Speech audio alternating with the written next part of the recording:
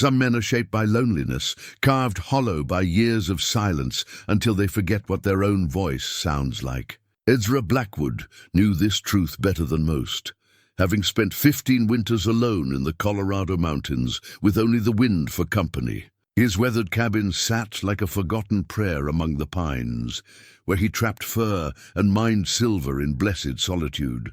When the mail rider brought news of an inheritance from his deceased uncle in Denver, Ezra expected maybe some tools or a deed to worthless land. He'd never expected to inherit 2 mail-order brides, refined ladies from back east with silk dresses and city ways, completely unprepared for frontier life. But what happens when a man who's forgotten how to love suddenly finds himself responsible for 2 women who've never known hardship?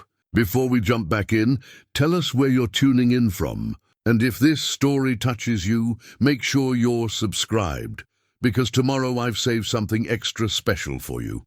The silence had become Ezra Blackwood's closest companion. It lived in every corner of his handmade cabin, settled into the chinks between the logs he'd cut and fitted himself 15 years ago. The morning light filtered through windows he'd glazed with his own careful hands, casting familiar shadows across floorboards worn smooth by his solitary footsteps. At 42, Ezra moved through his daily rituals with the precision of a man who had learned that survival depended on routine. His calloused fingers wrapped around the handle of the coffee pot, a dented tin thing that had served him faithfully through a decade and a half of mountain winters. The coffee was strong enough to strip paint, black as the coal seams that veined the mountainside, and he drank it standing at the window that faced east toward the valley. Beyond the glass, the Colorado Territory stretched in all directions, an endless tapestry of pine and granite, snow-capped peaks that caught the dawn light like distant prayers. This had been his world since the winter of 1867. When an avalanche had claimed his younger brother Samuel and left Ezra with nothing but grief and a determination to never again depend on another human soul. Samuel had been the dreamer, the one with plans for their shared mining claim, the one who could make Ezra laugh until his sides ached. Now Samuel's bones lay somewhere beneath tons of stone and ice, and Ezra lived each day in the shadow of that loss. The cabin itself stood as testament to Ezra's skill with his hands. Every timber had been felled by his axe, every joint fitted with painstaking care. The stone fireplace drew smoke cleanly up the chimney he'd built stone by stone, and the thick walls kept the mountain cold at bay even when the wind howled like a wounded animal. It was a good cabin, solid and true, but it had been built for solitude. One room served as kitchen, parlor, and sleeping quarters. A smaller back room held his mining equipment, traps, and the pelts he'd collected over the seasons. His daily routine never varied. Before dawn, he'd stoke the fire and put coffee on to boil. While it heated, he'd check the weather and plan his day's work. In winter, that meant tending his trap lines, following familiar paths through snow that often came up to his waist. In summer, he worked his silver claim, a narrow vein that ran along the creek bed 2 miles up the mountain. The work was hard and solitary, but it suited him. Silver didn't betray you. Silver didn't die in avalanches. The mining had been profitable enough over the years. Not rich man profitable, but sufficient for a man with simple needs. Twice a year, he'd load his mule with ore samples and ride down to the trading post at Bear Creek, where he'd sell his silver and buy supplies. Salt, coffee, flour, ammunition, and little else. The trading post owner, a grizzled man named Murphy, would try to engage him in conversation, but Ezra had grown uncomfortable with human speech. His voice, when he used it, sounded rusty and strange to his own ears. The isolation had marked him in ways that went deeper than the lines the sun and wind had etched into his face. His beard had grown wild and full, streaked with premature grey that spoke of hard winters and harder losses. His shoulders had broadened from years of swinging an axe and hauling heavy loads, but his eyes had grown distant, as if he were always looking towards some far horizon that no one else could see. He'd forgotten how to smile naturally, forgotten the easy rhythm of conversation. forgotten what it felt like to care whether another person lived or died. Yet on quiet evenings, when the wind died down and the fire crackled in the hearth, memories would surface unbidden. Samuel's laughter echoing off the cabin walls, his mother's apple pie cooling on the windowsill of their childhood home in Missouri, the warmth of human connection that had once seemed as natural as breathing. Those memories came like ghosts now, insubstantial and painful, reminders of a man he used to be. His uncle Theodore had been the only link to that former life. Theodore Blackwood had built himself a modest fortune in Denver, starting with a single dry goods store and expanding into mining investments and real estate. Every few years, he'd make the arduous journey up into the mountains to check on his hermit nephew, bringing news of the outside world and gentle suggestions that perhaps Ezra might consider coming back to civilization. "You're wasting yourself up here." "Boy," Theodore would say, settling his considerable bulk into the cabin's single chair, "a man needs more than rock and snow to make a life worth living." But Ezra had always shaken his head. The mountains were honest. They didn't make promises they couldn't keep. They didn't die when you needed them most. Theodore would sigh and change the subject, talking instead about the growth of Denver, the coming of the railroad, the opportunities that waited for a capable man willing to take them. The last time Theodore had visited was 3 years ago. In the summer of 1879, he'd seemed older then, his breathing labored from the climb, his face gray with exhaustion. He'd spent 2 days resting at the cabin, talking more than usual about family, about legacy, about the importance of not letting the Blackwood name die out in the wilderness. "I've been thinking about getting married," Theodore had said on his final evening, staring into the fire. "Man my age, it's probably foolish, but I find myself wanting someone to share the years I have left." Ezra had grunted non-committally, uncomfortable with such personal talk. Theodore had pressed on anyway. "There are agencies now in the big cities. They arrange marriages for men like me, men with means, but no time for courtship. Mail order brides, they call them. Seems practical enough." That had been their last conversation on the subject. Theodore had left the next morning, promising to visit again soon. The promise had been left unfulfilled.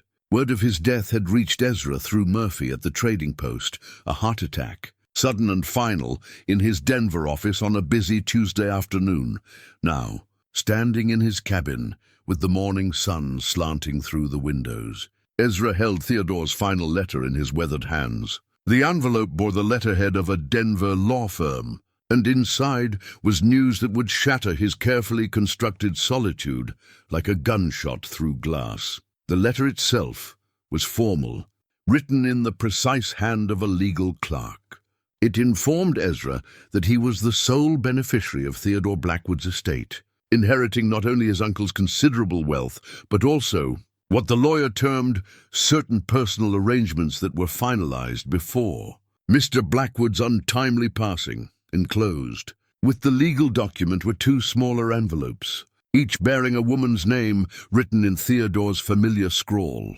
The first was addressed to Miss Margaret Sullivan of Boston, Massachusetts. The second to Miss Catherine O'Malley of Philadelphia, Pennsylvania. Inside each envelope, Ezra found a marriage contract, legally binding and properly witnessed, along with a small photographic portrait and a brief letter of introduction. Margaret Sullivan gazed out from her photograph with intelligent, dark eyes and an expression of quiet dignity. Her letter described her as 26 years old, educated at a women's college and seeking a stable marriage with a man of good character. She was an orphan, raised by maiden aunts who had recently passed away, leaving her alone in the world with little money and fewer prospects. Catherine O'Malley's photograph showed a younger woman, perhaps 23, with auburn hair and a direct gaze that seemed to challenge the camera itself. Her letter was shorter and less formal, mentioning only that she sought a fresh start in the Western Territories and possessed skills in household management and outdoor pursuits uncommon to ladies of gentle breeding. The marriage contracts were identical in their legal language, but stunning in their implications. Theodore had arranged for both women to travel west at his expense, with the understanding that they would marry his heir, a man they assumed to be Theodore himself. The contracts guaranteed financial security, a home in Colorado Territory, and the protection of the Blackwood name. In return, each woman agreed to fulfill the duties of a frontier wife and helpmate. But Theodore was dead, and his heir was not the refined Denver businessman these women expected. His heir was a bearded mountain hermit who had spoken to perhaps a dozen people in the past 5 years, who slept alone in a one-room cabin and hadn't worn anything but work clothes and buckskins since the Cleveland administration. The legal implications were clear enough. As Theodore's heir, Ezra was bound by these contracts. The women were already en route, having left their eastern cities weeks ago, based on Theodore's final communications. They would arrive at the Bear Creek trading post within the month, expecting to meet their intended husband and begin their new lives as frontier wives. Ezra set the letters aside and walked to his window, staring out at the wilderness that had been his refuge and his prison. The morning sun climbed higher, warming the air and setting the dewdrops on the pine needles to sparkling like tiny diamonds. A hawk circled high overhead, riding the mountain thermals with lazy grace. The world outside remained unchanged, but inside the cabin everything had shifted. He could refuse, of course. He could write to the lawyers in Denver, explain the situation, and arrange for the women's return east. But Theodore had been the only family he had left, and the old man had clearly put considerable thought and money into these arrangements. To simply abandon these women would be to dishonor his uncle's final wishes. More troubling was the question of which woman he was meant to marry. The contracts were equally binding, equally valid. Had Theodore intended for Ezra to choose? Had this been some elaborate matchmaking scheme, presenting two options in the hope that one would suit? Or had there been some mix-up in the legal arrangements, some error that left both contracts in effect? The silence that had been his companion for 15 years suddenly felt oppressive. The cabin walls seemed to press inward, and for the first time in memory, Ezra found himself longing for human voices, for the complexity and unpredictability of other people's lives. He was about to get more human contact than he'd experienced since Samuel's death, whether he wanted it or not. Outside, a squirrel chattered angrily from the branches of a nearby pine, disturbed by some perceived threat. Ezra envied the creature its simple concerns: food, shelter, safety from predators. Human problems were infinitely more complicated, fraught with emotions and obligations that couldn't be solved with an axe or a rifle. The women would arrive within weeks, carrying their own hopes and fears, their own reasons for traveling thousands of miles to marry a stranger.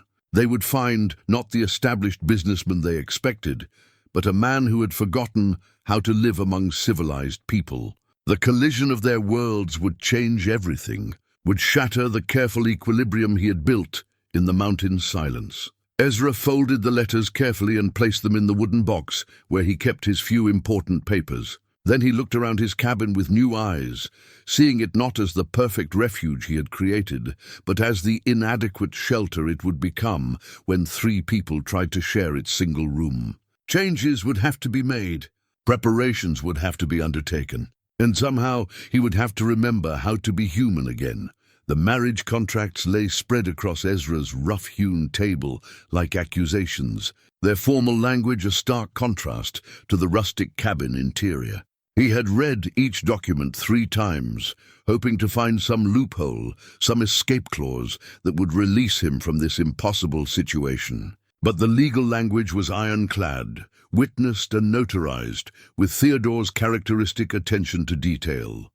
Each contract bore identical terms. The bride would travel west at Theodore's expense, marry his designated heir, and receive a generous settlement including housing, financial support, and protection. In return, she would serve as wife and companion, managing household affairs and adapting to frontier life. The contracts had been signed months ago, when Theodore still lived and breathed and made plans for his nephew's future. Margaret Sullivan's photograph showed a woman of obvious refinement. Her dark hair was arranged in the latest fashion, Her dress was silk with delicate lace trim, and her posture spoke of years of deportment lessons. The accompanying letter, written in an educated hand, revealed more of her character. She had lost her parents to consumption while still young and been raised by spinster aunts who valued learning above all else. Margaret could read Latin, spoke passable French, and had studied literature and philosophy at Mount Holyoke College. "I seek not romantic passion," her letter stated with refreshing honesty, "but rather a partnership built on mutual respect and shared purpose. I understand that frontier life demands practical skills, and I am prepared to learn whatever may be required of me. My aunts have left me with modest means, but few prospects for marriage in Boston society. A life in the Western Territories, while challenging, offers opportunities for a woman of determination." Catherine O'Malley presented a very different picture. Her auburn hair caught the light in her photograph, and her green eyes held a hint of mischief that the formal portrait couldn't quite suppress. Where Margaret's letter was measured and thoughtful, Catherine's was brief and spirited. "I'm called Kit by those who know me well," she wrote in a bold, flowing script. "I can ride, shoot, and cook over an open fire. Skills my dear mother thought unseemly for a lady, but which may serve me well in Colorado. I seek adventure and a fresh beginning, far from the stuffiness of Philadelphia society. I've been told I am headstrong and unconventional, which my former guardian considered a fault, but which I believe to be a virtue in frontier country." The contrast between the two women was striking. Margaret represented Eastern refinement and education, a woman who would bring culture and intellect to the wilderness. Kit embodied spirit and adventure, someone who might actually thrive in the harsh beauty of mountain life. Yet both had signed binding contracts to marry a man they had never met. Based on Theodore's promises of security and a good life, Ezra pushed back from the table and walked to his window, staring out at the familiar landscape that would soon be shared with strangers. The morning sun had climbed higher, and the mountain air carried the scent of pine and wildflowers. Somewhere in that vast distance, two women were making their way toward him, traveling by railroad and stagecoach across a continent, carrying their hopes and possessions toward a future they could barely imagine. The legal implications gnawed at him. Both contracts were valid, both women were en route, both expected to become Mrs. Ezra Blackwood. How had Theodore intended this to work? Had the old man planned for Ezra to choose between them? Or had there been some terrible mix-up in the arrangements? He pulled out Theodore's personal effects, which had been forwarded with the legal documents. Among them was a small leather journal, its pages filled with his uncle's careful handwriting. Ezra had never been one for reading another man's private thoughts. But desperate circumstances called for desperate measures. The journal revealed Theodore's growing obsession with ensuring the Blackwood family line continued. Entry after entry detailed his concerns about Ezra's isolation, his fears that his nephew would die alone in the mountains without ever experiencing love or fatherhood. Theodore had researched the mail-order bride agencies extensively, corresponding with several before settling on arrangements with two different companies. "Miss Sullivan represents stability and education," one entry read.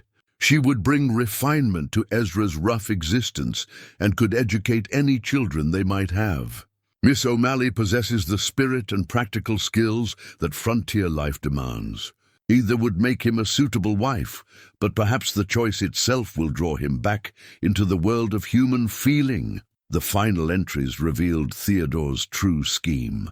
He had deliberately arranged for both women to arrive at the same time, believing that competition would force Ezra to engage emotionally with at least one of them. Theodore had gambled that the presence of two eligible women would awaken his nephew's dormant capacity for love and companionship. "I know this seems manipulative," Theodore had written in his final entry, "but Ezra has buried himself alive in those mountains. Perhaps the shock of this situation will resurrect the man I remember, the one who could laugh and love before tragedy closed his heart." Ezra closed the journal with trembling hands. His uncle's machinations were both infuriating and heartbreaking.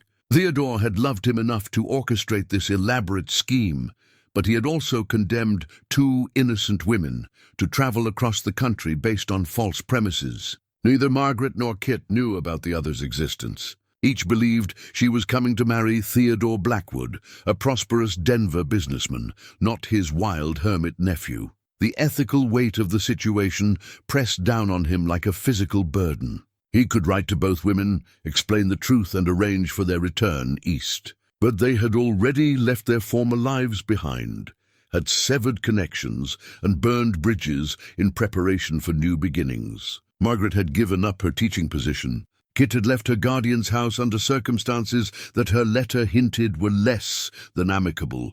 Moreover, the contracts included significant financial penalties for breach. Theodore had structured them carefully to make abandonment costly for all parties. The women had received advance payments that would need to be repaid, and Ezra's inheritance was tied to honoring his uncle's final wishes. Breaking the contracts would leave him wealthy, but would impoverish the very women Theodore had tried to help. A sound from outside broke his dark reverie. Hoofbeats on the mountain trail, moving at a steady pace that suggested a rider familiar with the terrain. Ezra moved to the window and saw Murphy from the trading post approaching on his sturdy bay mare. The man's weathered face was grim, and he carried himself with the urgency of bad news. Murphy dismounted at the cabin's front step and waited for Ezra to emerge. The two men had known each other for years, but had never been friends. Murphy respected Ezra's need for solitude, and Ezra appreciated the trader's discretion about his business. "Got word from Denver?" Murphy said without preamble. "Two ladies arrived at the train station yesterday, asking directions to Theodore Blackwood's place. When they heard he'd passed, they got mighty upset. Seems they were expected." Ezra felt his stomach clench. "They're here already?" "Staying at the Denver House Hotel, last I heard. Mrs. Patterson, who runs the place, sent word up the line. These ladies have traveled a far piece, and they're looking for answers. Got legal papers and everything." The trader studied Ezra's face with knowing eyes. "I'm guessing you know something about this situation." Ezra nodded slowly. "Theodore arranged marriages for them." "With his heir," Murphy whistled low. "Both of them. Both of them. Well, that's a pickle and no mistake." Murphy scratched his grizzled chin. "Mrs. Patterson says they're quality women, well-dressed and well-spoken. Not the type to just turn around and head home without getting what they came for." The weight of inevitability settled over Ezra like a heavy blanket. The women were here, they had legal claims, and they deserved better than abandonment in a strange city far from home. Whatever Theodore's motivations, however impossible the situation seemed, Ezra was bound by honor and law to face the consequences of his uncle's scheming. "How long before they reach Bear Creek?" he asked. "If they're determined. Could be here within the week. Stagecoach runs regular now, and they can hire a wagon from there if they need to." Murphy mounted his horse and prepared to leave, then turned back with a final observation. "For what it's worth, Ezra, your uncle always said you were a good man. Maybe he knew something you don't about what you need in life."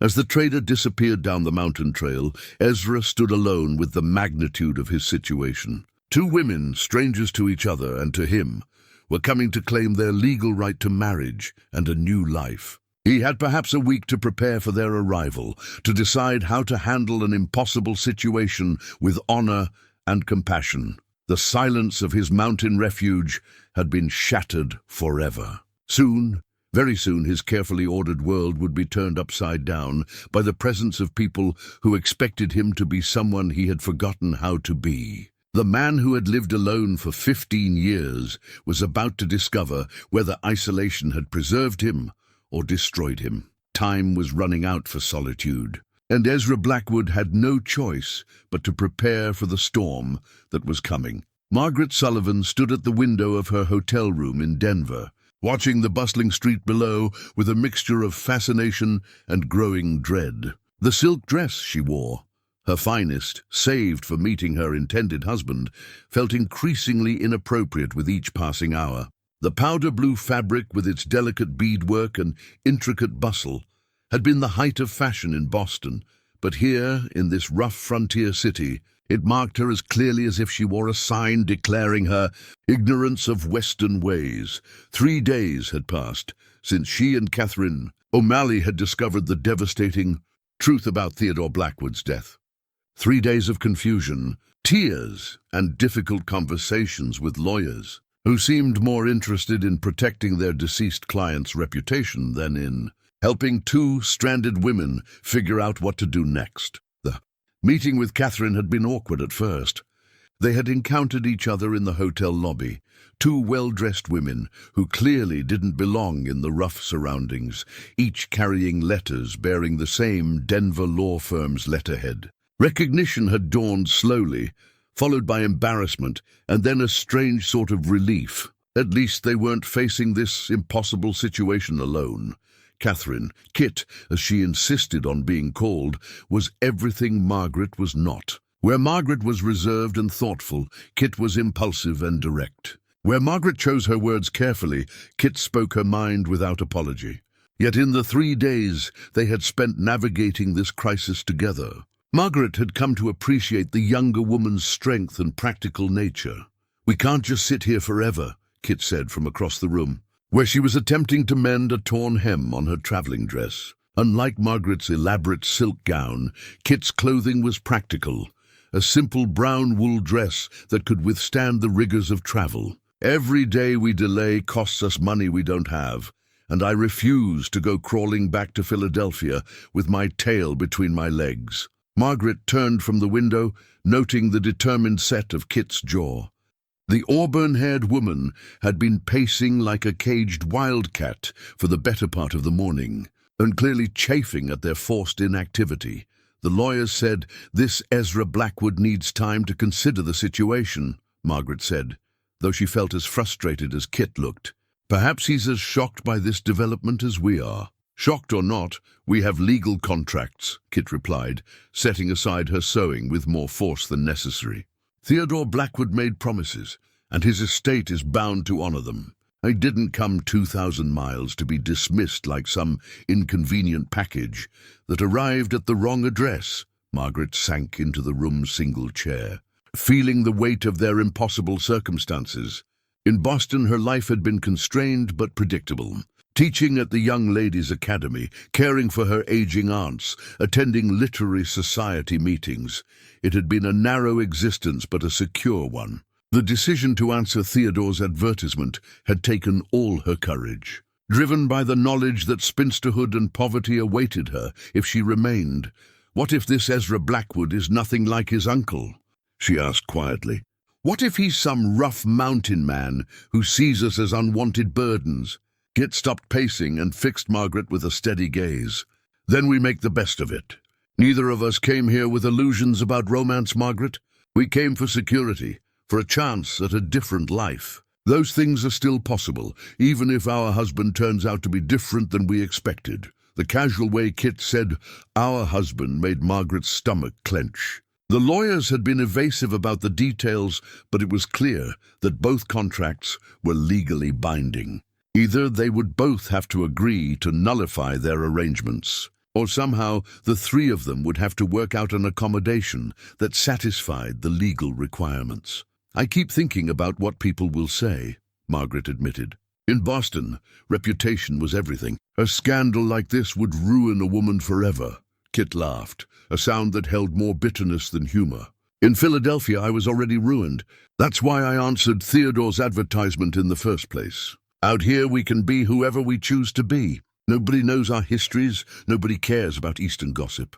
It's actually liberating if you think about it." Margaret envied Kit's confidence. The younger woman seemed to view their situation as an adventure rather than a disaster. Where Margaret saw obstacles and improprieties, Kit saw opportunities and freedom. Perhaps that was what frontier life required, the ability to adapt quickly to changing circumstances. A knock at the door interrupted her thoughts. The hotel clerk entered with a telegram, his expression carefully neutral. Margaret had noticed that the hotel staff treated them with polite curiosity, clearly wondering what two unaccompanied ladies were doing in Denver and how long they intended to stay. Kit took the telegram and read it quickly, her expression growing thoughtful. "It's from the lawyers. Ezra Blackwood has agreed to meet with us. We're to travel to Bear Creek Trading Post, where arrangements will be made for transport to his cabin." Margaret felt her heart begin to race. "When?" "Day after tomorrow. The stagecoach leaves at dawn." The reality of their situation hit Margaret with fresh force. In 2 days, she would be traveling into the Colorado wilderness to meet a man who might become her husband, or who might reject her entirely. Everything she had known, everything she had planned, hung in the balance of that meeting. "I don't know if I can do this," she whispered. Kit moved to kneel beside Margaret's chair, her expression gentle but determined. "Yes, you can. We both can. Whatever happens, we'll face it together. Theodore Blackwood chose us for a reason, and his nephew is bound by those contracts, whether he likes it or not." Margaret looked at her new friend and traveling companion, drawing strength from Kit's unwavering resolve. In the past 3 days, Kit had become the sister she had never had, supportive, protective, and refreshingly honest about their circumstances. "What if he chooses you?" Margaret asked the question that had been haunting her thoughts. "What if I come all this way only to be sent back east anyway?" Kit was quiet for a long moment. "Then you'll go back with enough money to start fresh somewhere new. The contract guarantees financial compensation even if the marriage doesn't work out. But Margaret, I don't think it will come to that. From what the lawyers told us, Ezra Blackwood is as trapped by this situation as we are." That evening, they made their preparations for the journey. Margaret carefully packed her few possessions, including the silk dress that now seemed like a relic from another life. She folded it between sheets of tissue paper, wondering if she would ever have occasion to wear it again. Kit's preparations were more practical. She had purchased sturdy boots, a warm cloak, and a riding skirt from one of Denver's outfitters.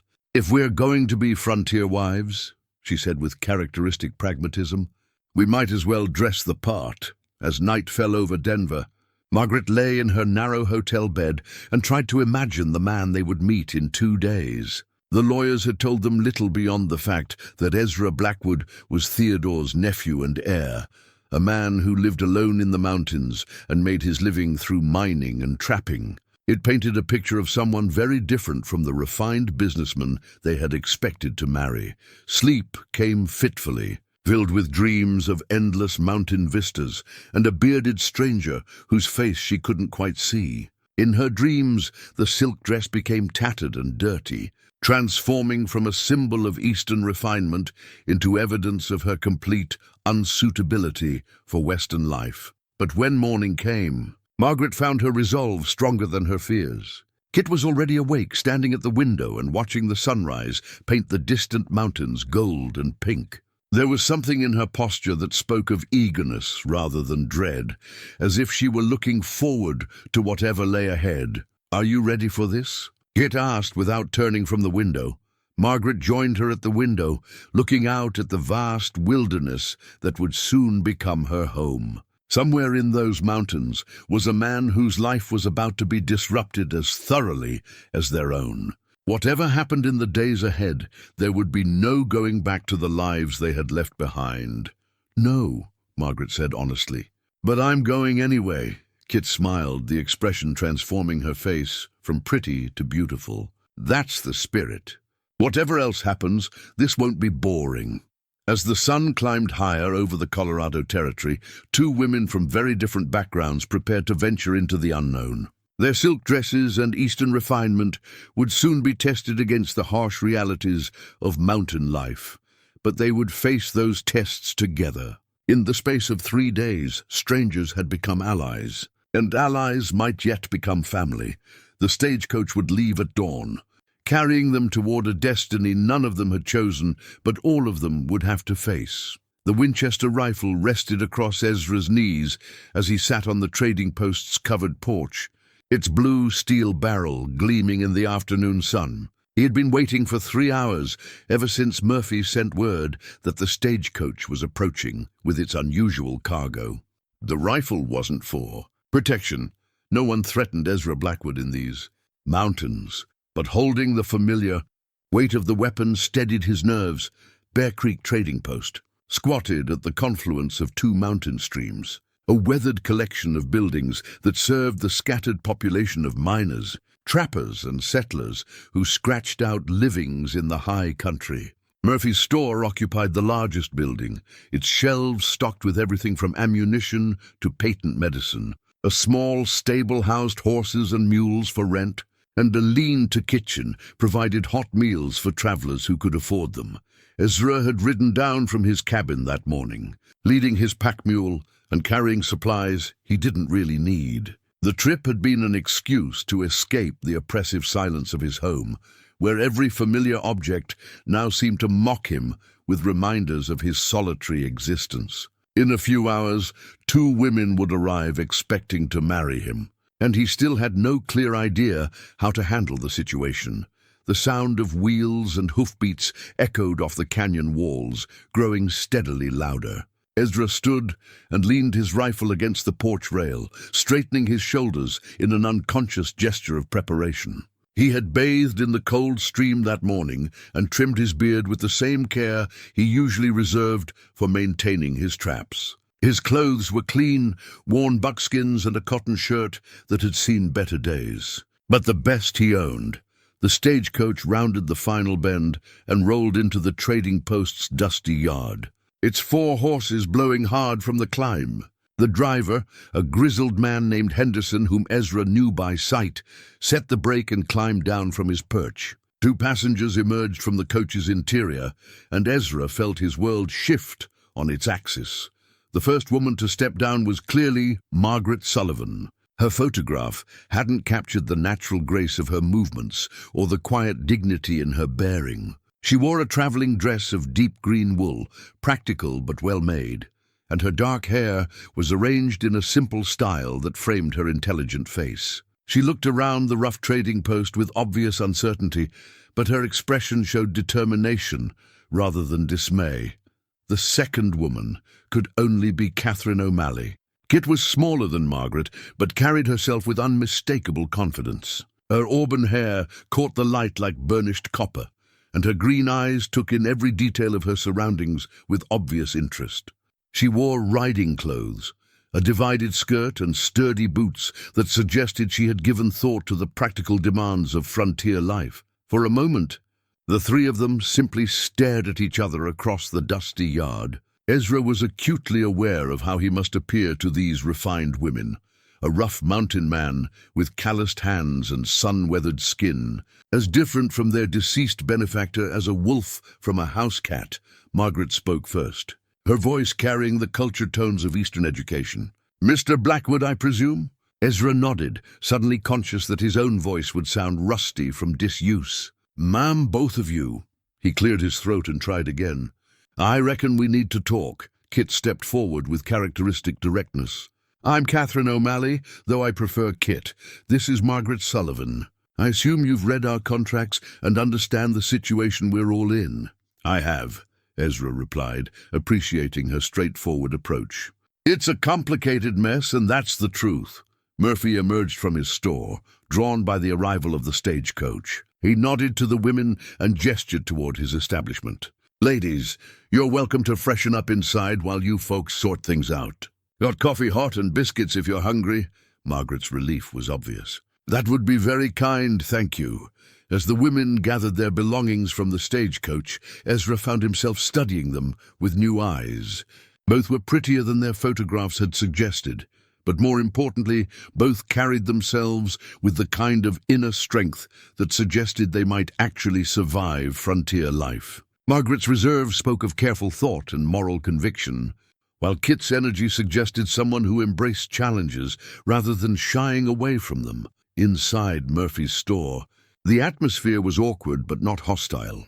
The women sat at the rough table Murphy used for meals, while Ezra remained standing, his hat in his hands. The sense of coffee and wood smoke filled the small space, creating an oddly domestic atmosphere despite the bizarre circumstances.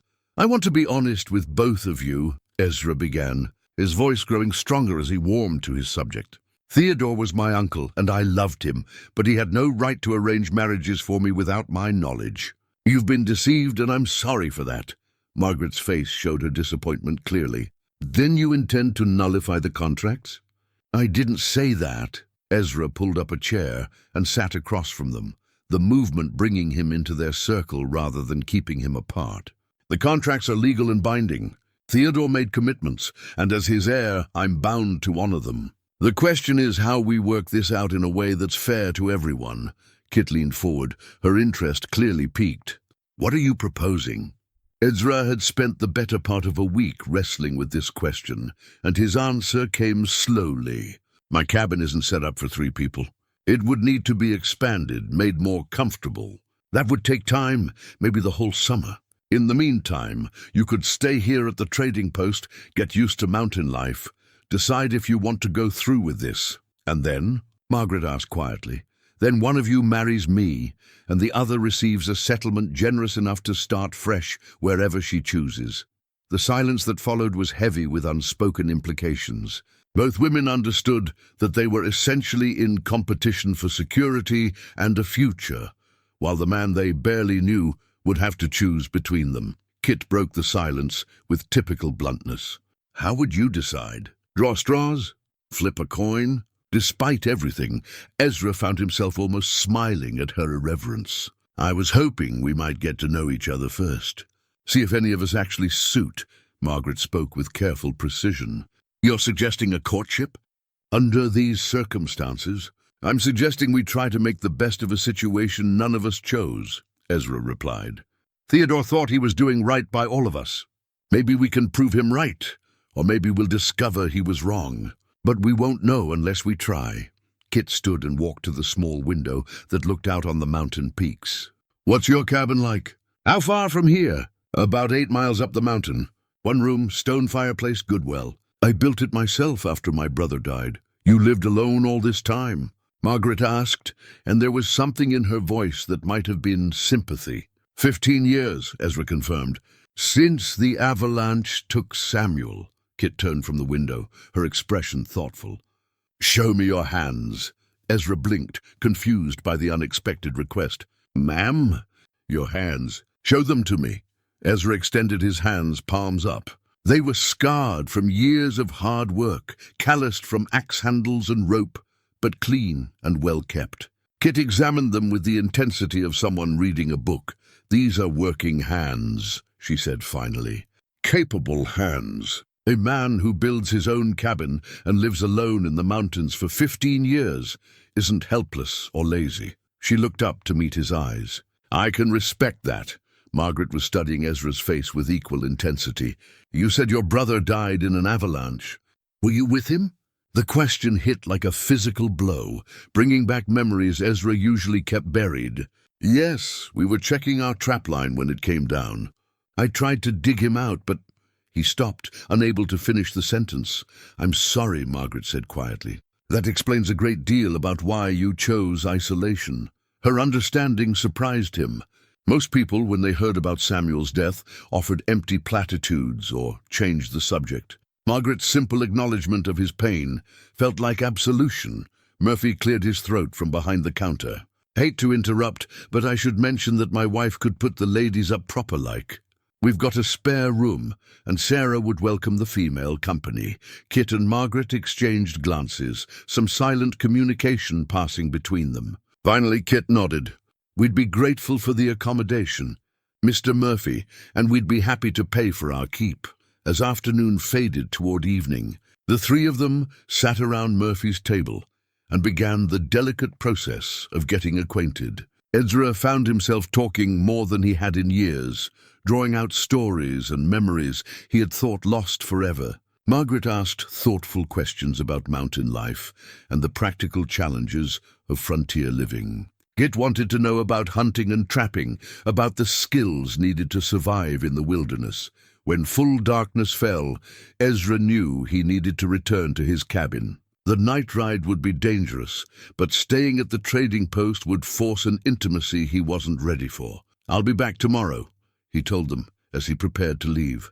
We can continue this conversation then. Margaret stood as he reached for his hat. Mr. Blackwood, Ezra, thank you for being honest with us. This situation is difficult for everyone, but at least we're facing it with honor, Kit added her own farewell. That's a fine rifle you carry. Maybe tomorrow you could show me how it handles.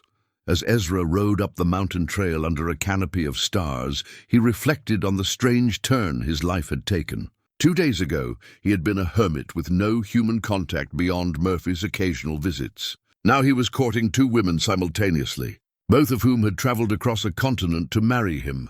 Margaret Sullivan was everything her letters had suggested. Intelligent, refined, and possessed of quiet strength. She would bring culture and learning to his rough existence, would civilize him in ways that might be good for his soul. Kit O'Malley was a revelation. Her spirit and practical nature suggested she might actually thrive in mountain life. There was something about her direct gaze and fearless questions that awakened feelings Ezra had thought dead and buried with Samuel. The problem, he realized as his cabin came into view, was that he was already beginning to care about both of them. The choice Theodore had forced upon him wasn't just a legal obligation. It was becoming an emotional minefield that could destroy all 3 of their lives. Tomorrow would bring new challenges, new conversations, and perhaps the beginning of answers to questions none of them had wanted to ask. But tonight, as Ezra unsaddled his horse and prepared for another solitary evening, he found that the silence of his cabin no longer felt like peace. It felt like emptiness waiting to be filled. Margaret's recipe book lay open on Murphy's kitchen table, its cream-colored pages filled with careful notations for delicate sauces and elaborate pastries that required ingredients unavailable within 1,000 miles of Bear Creek. She stared at the entry for lobster, Thermidor, and felt a wave of despair wash over her. 3 weeks had passed since her arrival, and she was no closer to mastering the basic skills of frontier cooking than she had been on that first awkward day. "Don't look so discouraged," Sarah Murphy said kindly, stirring a pot of venison stew that actually smelled edible. "Takes time to learn new ways of doing things." Margaret closed the recipe book with a sigh. Every page reminded her of the comfortable life she had left behind, where servants handled the messy business of cooking over wood fires and preserving meat without ice. Her attempts to adapt Eastern cooking methods to frontier conditions had resulted in a series of culinary disasters that would have been comedic if they weren't so disheartening. Through the kitchen window, she could see Kit and Ezra down by the creek, where he was teaching her to clean the trout they had caught that morning. Kit's laughter carried on the mountain air, bright and joyful in a way that made Margaret's chest tighten with something she was reluctant to name as jealousy. The contrast between her own struggles and Kit's obvious aptitude for frontier life had become painfully clear over the past weeks.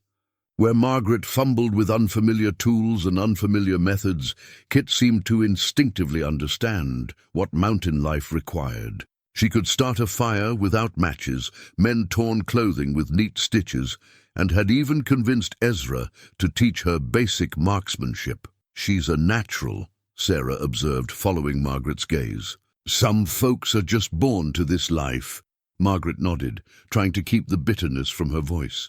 "Yes, she is." What made it worse was that Kit had been nothing but kind and supportive, celebrating Margaret's few successes and helping her through the failures without a trace of superiority. If anything, Kit seemed to go out of her way to include Margaret in activities where her education and refinement could shine, organizing evening discussions about literature, asking for help with writing letters, deferring to Margaret's judgment on matters of etiquette and propriety.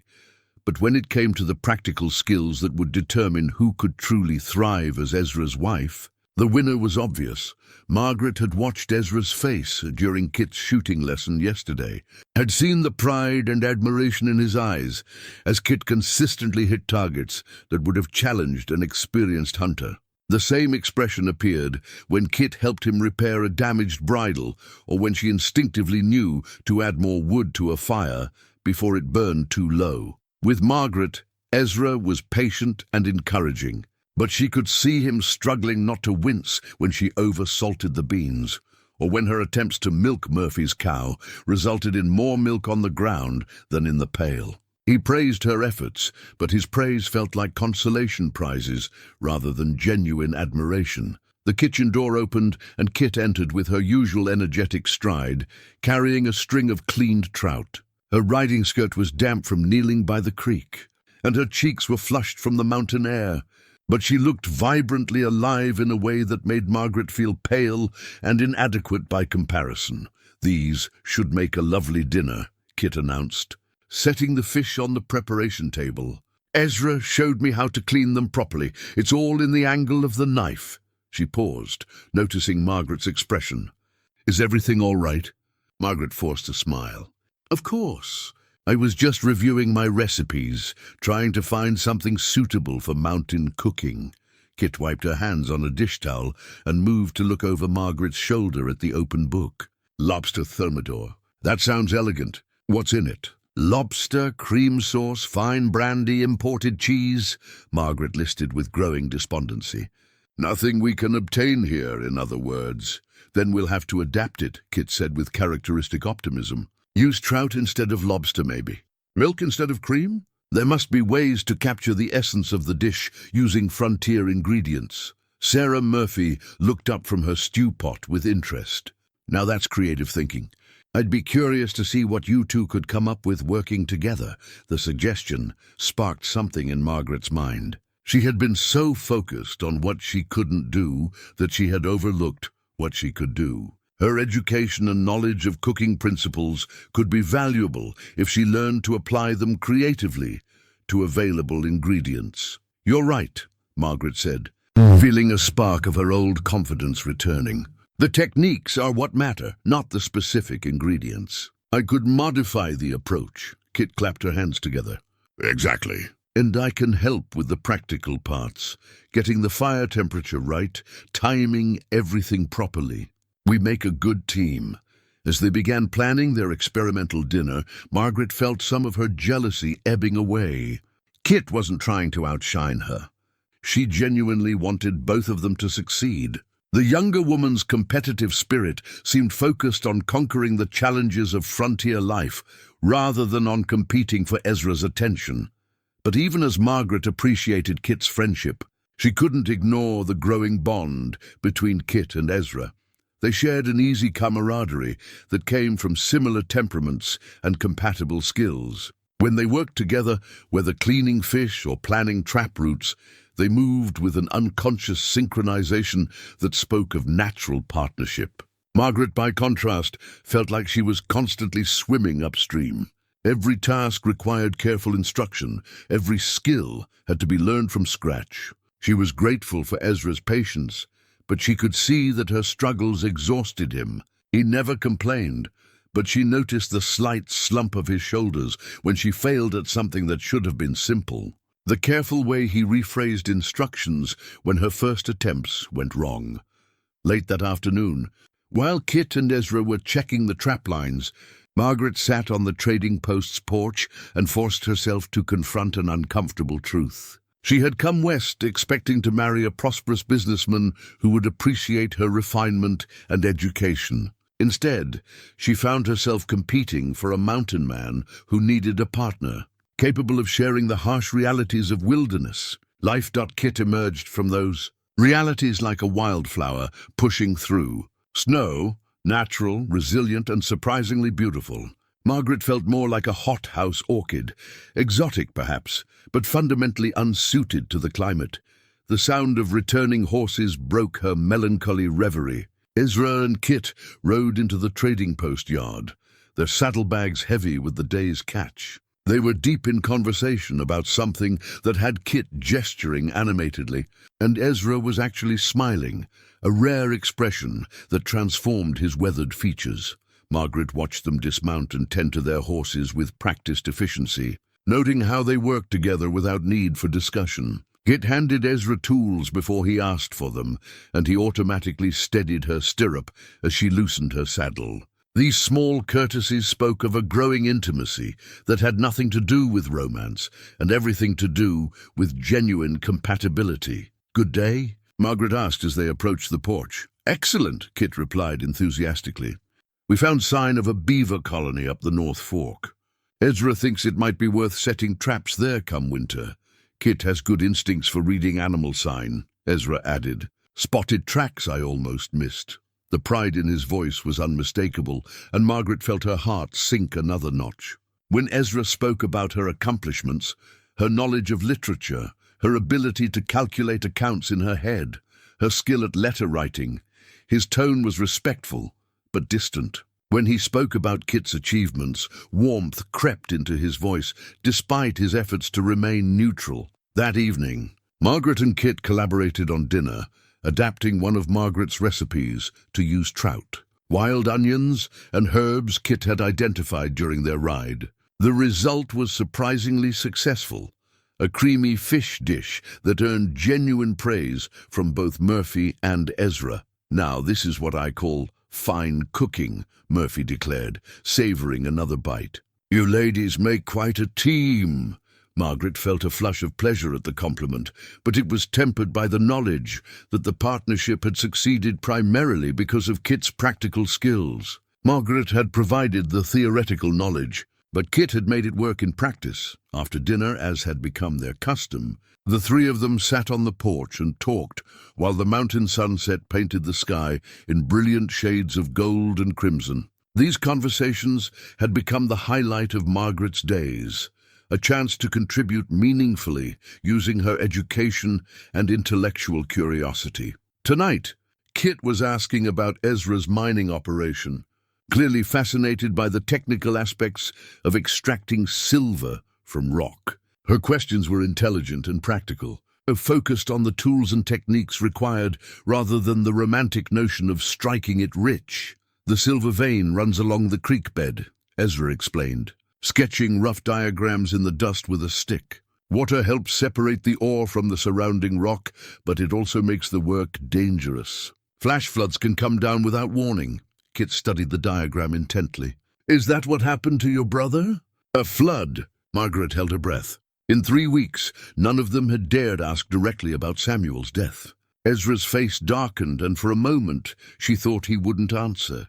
No, he said finally. We were checking trap lines on the ridge above the mine. Warm weather had made the snow unstable. Samuel heard it coming first, always had better ears than me. He pushed me clear, but couldn't get out of the way himself. The pain in his voice was raw and immediate, as if 15 years had compressed into 15 minutes. Kit reached out without thinking and briefly touched his hand, a gesture of comfort so natural that Margaret felt a sharp pang of envy. I'm sorry, Kit said simply. He saved your life and lost his own doing it. Ezra pulled his hand away, but gently. I've spent 15 years wondering if I could have saved him instead, Margaret found her voice. Survivor's guilt is a heavy burden. You can't carry responsibility for natural disasters or other people's choices. Ezra looked at her with surprise, as if he hadn't expected such understanding from someone who had never faced real hardship. You sound like you know something about guilt. I do. Margaret chose her words carefully. When my parents died of consumption, I convinced myself that if I had been a better daughter, if I had prayed harder or tended them more carefully, they might have lived. It took years to understand that some things are beyond our control. The conversation continued deep into the evening, touching on loss, guilt, and the ways people found to continue living after tragedy. For the first time since arriving in Colorado, Margaret felt that she was contributing something valuable, not practical skills, but emotional understanding and intellectual perspective. When they finally retired for the night, Margaret lay in her narrow bed and reflected on the day's revelations. Kit was clearly winning the competition for Ezra's affections, but perhaps there were different kinds of winning. Margaret might not be the woman Ezra would choose to share his bed, but she could be someone who shared his thoughts, someone who understood the deeper currents of his emotional life. It wasn't the future she had imagined when she signed Theodore's contract, but it might be a future worth having nonetheless. Tomorrow would bring new challenges and new opportunities to prove her worth, even if that worth was measured differently than she had expected. Outside her window, The mountain wind whispered through the pines, carrying the scent of snow from the high peaks. Winter was still months away, but Margaret could feel the seasonal rhythm that governed life in this harsh, beautiful country. She was learning to read those rhythms, just as she was learning to read the complex emotions that bound three lonely people together in an impossible situation. Change was coming. She could feel it in the wind. The hidden locket felt cold against Kit's skin as she sat by the creek, watching the first autumn leaves drift down from the aspen trees. 6 weeks had passed since their arrival at Bear Creek, and the easy routines of mountain life had begun to feel like home. But the weight of the locket reminded her that home was an illusion she couldn't afford to embrace completely. Inside the delicate gold case was a photograph that could destroy everything. She had found here a daguerreotype of a man whose death had driven her from Philadelphia and across a continent. Thomas Hartwell had been a good man, an honest bookkeeper who had stumbled onto evidence of corruption in the municipal contracts office. He had confided in Kit because he trusted her, because he thought she could help him decide what to do with the information. She had advised him to take his evidence to the authorities. 3 days later, he was found dead in an alley behind his boarding house, allegedly the victim of a robbery gone wrong. But Kit knew better. Thomas had shown her the names in his ledger: city officials, contractors, judges, all part of a web of corruption that reached into the highest levels of Philadelphia society. The night after Thomas's funeral, Kit's guardian had summoned her to his study. Judge William Ashford had raised her after her parents' death, provided her with education and comfort, and she had loved him like a father. But that night, his face had been cold and calculating as he explained her situation. "Young Thomas was foolish to involve you in his troubles," the judge had said. "Fortunately, his death has solved the immediate problem. But there are those who might wonder what he told you before his unfortunate demise."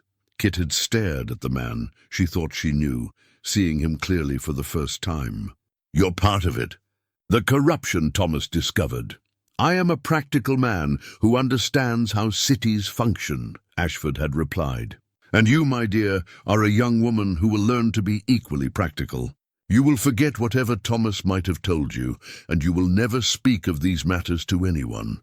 But Kit couldn't forget, and Ashford knew it. Within a week, he had arranged for her to answer Theodore Blackwood's advertisement for a frontier bride.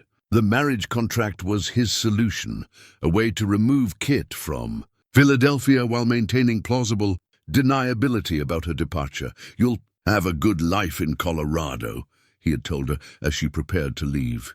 "Much better than anything you could expect here, especially given the circumstances. I suggest you focus on your future rather than dwelling on unfortunate events you cannot change." The threat had been clear.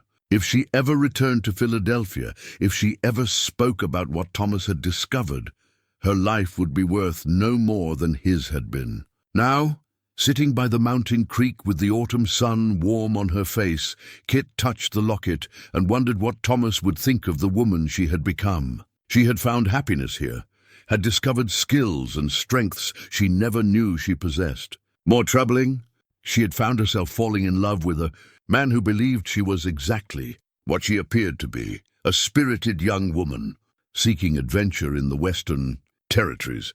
The sound of footsteps on the rocky creek bank made her quickly tuck the locket back beneath her shirt. Ezra appeared around a bend in the trail, carrying his fishing gear and wearing the easy smile that had become familiar over the past weeks. "Thought I might find you here," he said, settling beside her on the smooth boulder she had claimed as her favorite thinking spot. "Margaret's helping Sarah with the bread baking, so I figured this was a good time for that fishing lesson you wanted." Kit forced herself to match his cheerful tone. "Perfect timing. I've been watching the water, trying to see where the fish like to hide." As Ezra rigged his line and explained the finer points of mountain stream fishing, Kit found herself memorizing his voice, the careful way he demonstrated each technique, the patience he showed when her first attempts tangled the line hopelessly. These moments had become precious to her, glimpses of the man he had been before grief and isolation hardened him. "You're a natural at this," he said, as she successfully cast her line into a promising pool. Better than I was when Samuel first taught me. It was the first time he had mentioned his brother without pain shadowing his features. And Kit felt a warm surge of pride at being trusted with such memories. "Tell me about him," she said, keeping her voice casual as she watched her line drift downstream. "What was Samuel like?" Ezra was quiet for so long that Kit wondered if she had overstepped. Then he began to speak, his words coming slowly at first, then with growing warmth as he described the brother who had been his best friend and closest companion. "Samuel could make friends with a grizzly bear," Ezra said with a chuckle. "He had this way of talking to people that made them feel like the most interesting person in the world. Complete opposite of me in that regard." "I think you underestimate yourself," Kit said, meaning it. "You've been incredibly patient with both Margaret and me, helping us learn to survive out here. That's different. You two are—" He paused, searching for words. "You're both remarkable women. It's been a privilege getting to know you." The careful neutrality in his tone made Kit's heart ache.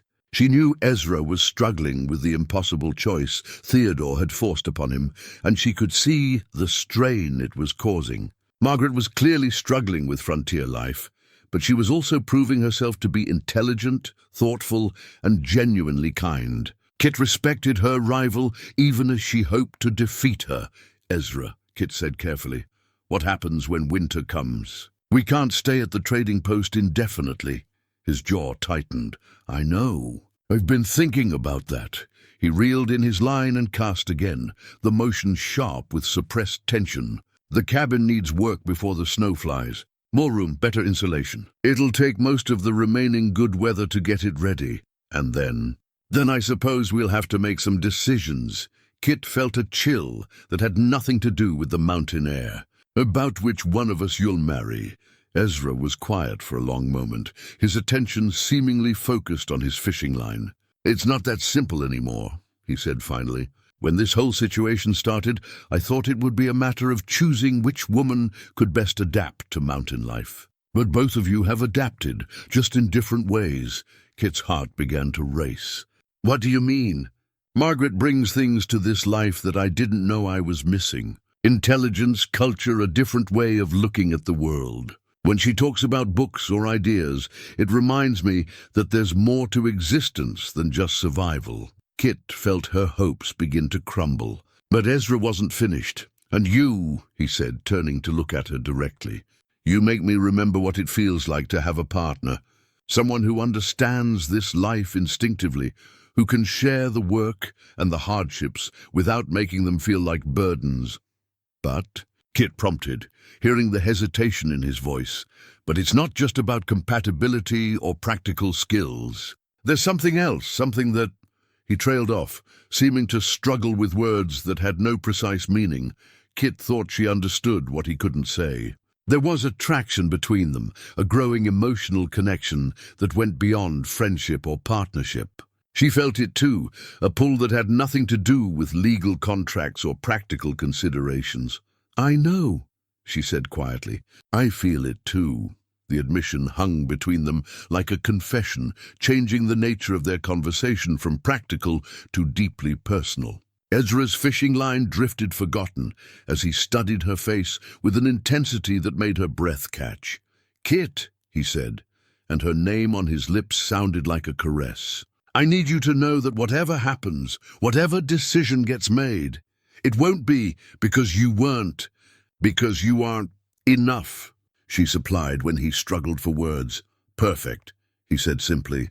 "For this life, for me, you're perfect. But Margaret deserves consideration too, and I won't make this choice lightly."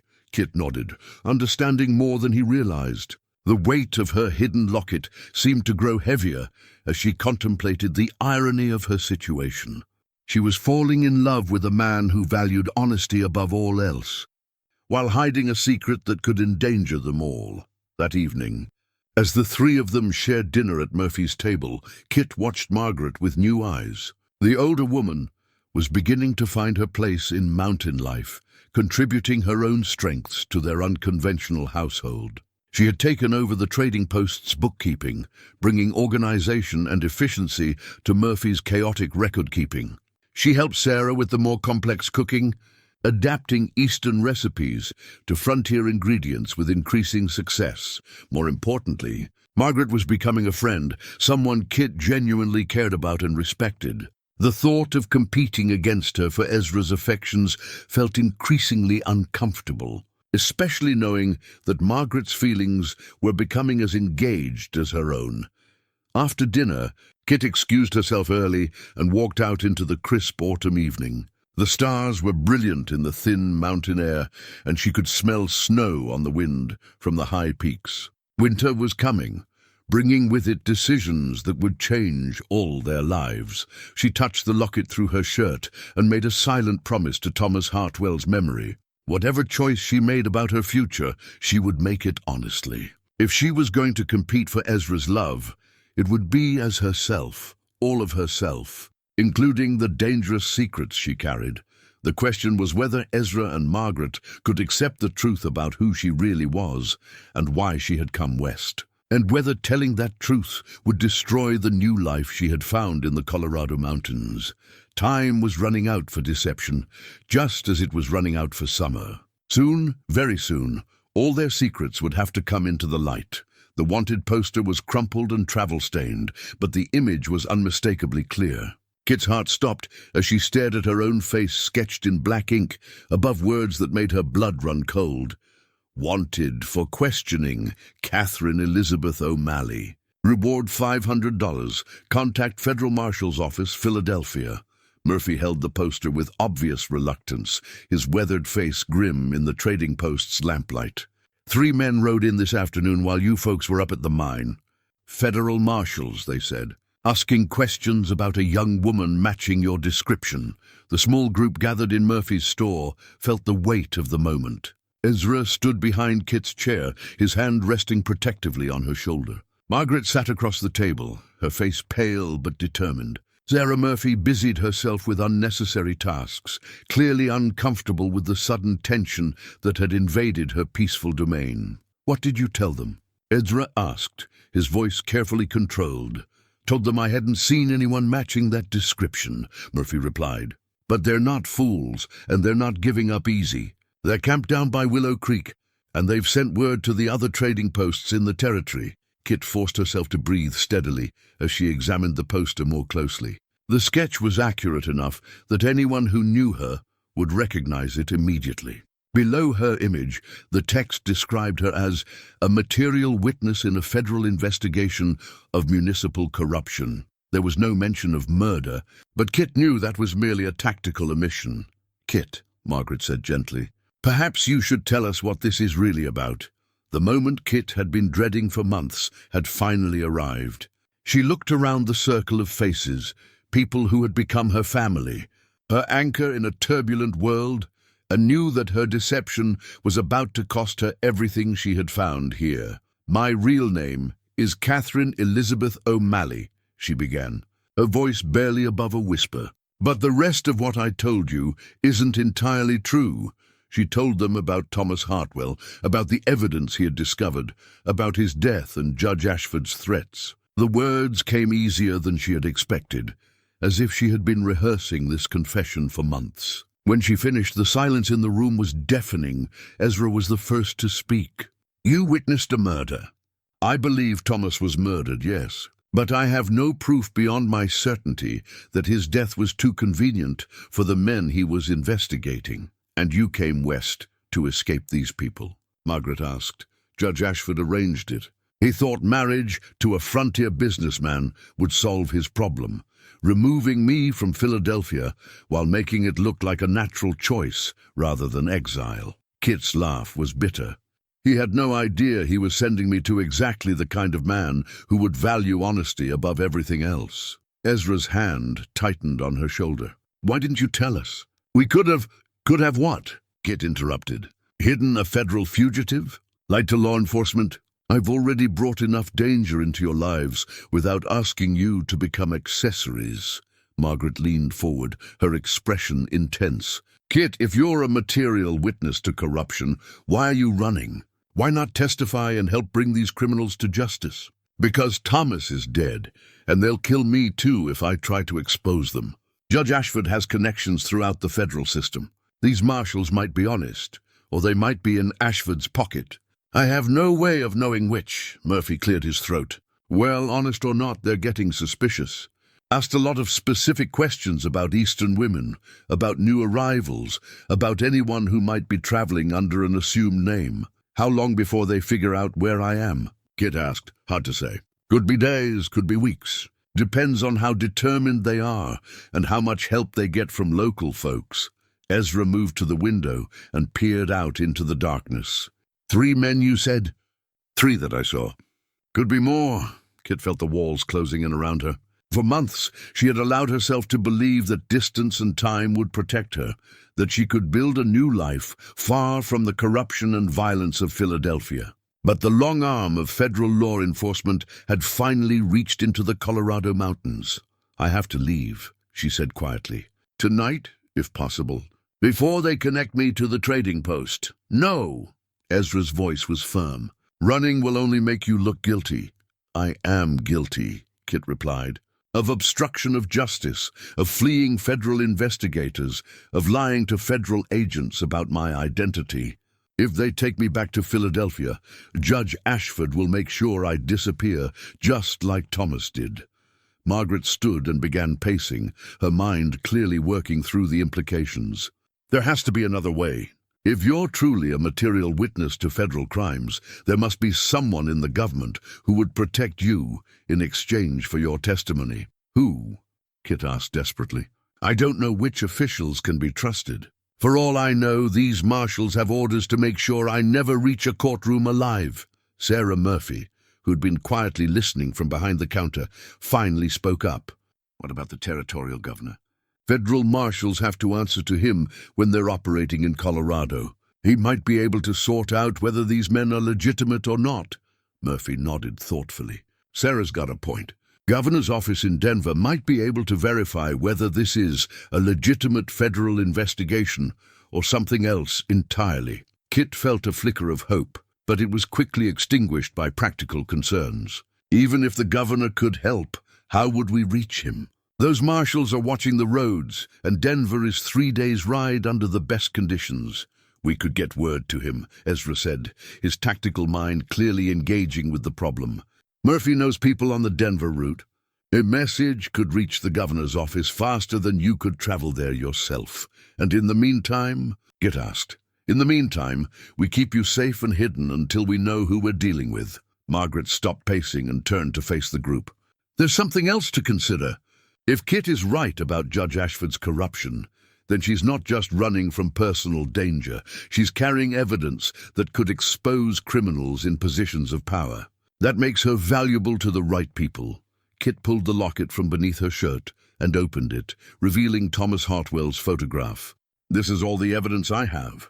A picture of a dead man and my word about what he told me. Sometimes that's enough, Ezra said grimly.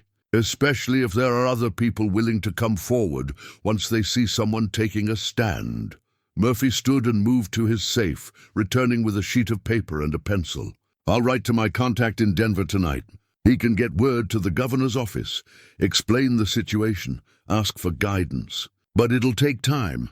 How much time? Kit asked. At least a week, maybe more. Kit felt despair settling over her like a heavy blanket. A week was longer than her luck was likely to hold. The marshals would eventually expand their search, would ask more pointed questions, would find someone willing to talk in exchange for the reward money. There's another option, Ezra said quietly. We could take you up to my cabin. It's isolated, defensible, and I know the country better than any federal marshal ever will. If they want you, they'll have to come through me to get you. The protective edge in his voice made Kit's heart ache. She had never wanted to drag Ezra into her troubles, but circumstances had made that choice for her. I can't ask you to do that, she said. You'd be harboring a fugitive, obstructing federal agents. It could cost you everything. You're not asking, Ezra replied. I'm offering. And Margaret's right. If you're carrying evidence of federal corruption, then protecting you might be the right thing to do, regardless of the personal cost." Margaret moved to stand beside Ezra, her expression resolute. "He won't be doing it alone. I'm with you, Kit. Whatever happens." Kit stared at her two companions, the man she loved and the woman who had become her dearest friend, and felt overwhelmed by their loyalty. They were willing to risk everything for her, to stand against federal authority based on nothing more than her word and their faith in her character. "Why?" she whispered. "Why would you do this for me?" Ezra knelt beside her chair and took her hands in his.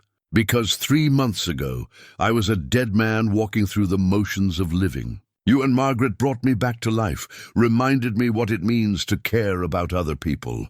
I won't abandon either of you when you need help." Margaret nodded her agreement. "We're family now, Kit. Chosen family maybe, but family nonetheless. That means we protect each other." Outside, the mountain wind picked up, rattling the trading post's windows and carrying the promise of early snow. Winter was coming, and with it would come a test of everything they had built together over the past months. Kit closed the locket and tucked it away, feeling the weight of decision settling on her shoulders. She could run again, disappear into the vast wilderness, and hope to stay ahead of pursuit. Or she could trust the people who had become her family, allow them to help her face the danger that had followed her across a continent. "All right," she said finally. "But if this goes wrong, if we're caught, I want both of you to know that what happened between us, these months we've shared, they've been the happiest of my life." Ezra squeezed her hands. "Then we'd better make sure it doesn't go wrong." As they began planning their withdrawal to the mountain cabin, Kit reflected on the bitter irony of her situation. She had come west to escape her past, only to discover that the past could never truly be escaped. But perhaps it could be faced with the help of people who cared enough to stand beside her against whatever was coming. The wanted poster lay forgotten on Murphy's table, but its message was clear. Catherine O'Malley's reckoning had finally arrived. The military compass had belonged to Ezra's father, carried through the Mexican War and passed down with the kind of reverence reserved for family heirlooms. Now it rested in Ezra's palm as he studied the topographical map spread across his cabin's table, its brass face catching the lamplight as he plotted escape routes through the treacherous mountain passes. "The Devil's Backbone Trail is our best option," he said, tracing a thin line that wound through the highest peaks. "It's dangerous this time of year, but the marshals won't expect us to take it, especially with women in the party." Kit leaned over his shoulder to study the map, her presence both comforting and distracting. "How dangerous?" "Dangerous enough that most folks won't attempt it after the first snow," Ezra admitted. "Narrow ledges, loose rock, weather that can change from clear to blizzard in minutes. But I've traveled it before, and it leads to an old mining camp where we could hole up until this situation resolves itself." Margaret examined the compass with obvious fascination. "This is beautiful workmanship. How accurate is it in these mountains?" "Accurate enough to keep us alive if we're careful." Ezra closed the compass and slipped it into his shirt pocket. "My father always said a good compass and a clear head could get a man through anything." The three of them had been at the cabin for 4 days, ever since Murphy's midnight warning had sent them fleeing up the mountain trails under cover of darkness. The cabin that had once seemed spacious for one person now felt cramped with 3 occupants, but they had made it work through careful coordination and mutual respect. Margaret had taken charge of supplies and logistics, using her organizational skills to inventory their food stores and plan for an extended stay in the wilderness. Kit had focused on weapons and ammunition, cleaning Ezra's rifles and pistols with the thoroughness of someone who understood that their lives might depend on the reliability of their firearms. Ezra had spent his time preparing defensive positions and escape routes, drawing on military knowledge he had hoped never to use again. His brief service in the Civil War had taught him the value of preparation and the importance of having multiple contingency plans. Outside, the weather was deteriorating. Snow had begun falling that morning, Not the gentle flurries of early autumn, but the heavy, determined snowfall that marked winter's arrival in the high country. By Ezra's calculation, they had perhaps 2 days before the higher passes became impassable. "We need to make a decision," Margaret said, voicing what they were all thinking. "Stay and fight or run while we still can." Kit moved to the window and peered out at the swirling snow. "Any word from Murphy about the governor's response?" Ezra shook his head. "The snow's cut us off from the trading post. Won't be any messages getting through until this storm passes." The isolation was both blessing and curse. The storm would make it nearly impossible for the federal marshals to reach the cabin, but it also meant they had no way of knowing what was happening in the world below. For all they knew, more agents had arrived, or the territorial governor had issued orders for their arrest. "I keep thinking about what Margaret said," Kit mused, still staring out at the storm. "About me being valuable to the right people. What if we're approaching this wrong? What if instead of running from the marshals, we should be trying to make contact with them on our terms?" Margaret looked up from the supply list she was compiling. "You mean arrange a meeting? Try to negotiate?" "Something like that. If they're legitimate federal agents investigating corruption, then my testimony could help them. If they're working for Judge Ashford, then we'll find out quickly enough." Ezra felt his stomach clench at the suggestion. "That's a hell of a risk, Kit. If you're wrong about their intentions, you'll be dead before you can change your mind. And if I'm right, this whole nightmare could be over."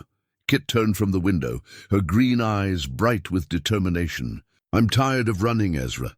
Tired of looking over my shoulder. Tired of dragging you and Margaret into danger.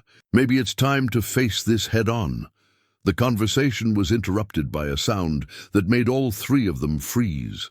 The distant crack of a rifle shot, echoing off the canyon walls despite the muffling effect of the snow. Ezra moved to the window and peered out, his trained eye searching for movement in the white landscape. "Could be a hunter," Margaret suggested hopefully. Ezra was already reaching for his Winchester. "Not in this weather. Nobody hunts in a blizzard unless they're hunting people." 2 more shots followed, closer this time and from different directions. Ezra felt his military instincts take over as he assessed their tactical situation. The cabin was well positioned, with good fields of fire and limited approaches, but it was also a trap if they were surrounded. "How many?" Kit asked, checking the load on the pistol Ezra had given her. "At least 3, maybe more. They're spread out, trying to surround us." Ezra moved to the back window and spotted movement in the trees. Professional work. "These aren't local deputies." Margaret was surprisingly calm, methodically gathering important papers and stuffing them into a waterproof pouch. "What do we do?" "We get out while we still can," Ezra replied, his mind already working through their options. "The back trail is still clear, but not for long. We take what we can carry and make for the high country." Kit was at the front window now, rifle in hand. "They're closer than you think."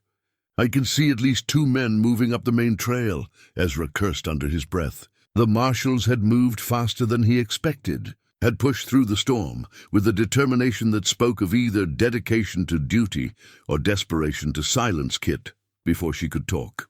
"We need to buy ourselves time," he said, moving to the cabin's central support beam where he had cached additional ammunition. "Kit, watch the front approach. Margaret, keep an eye on the south window.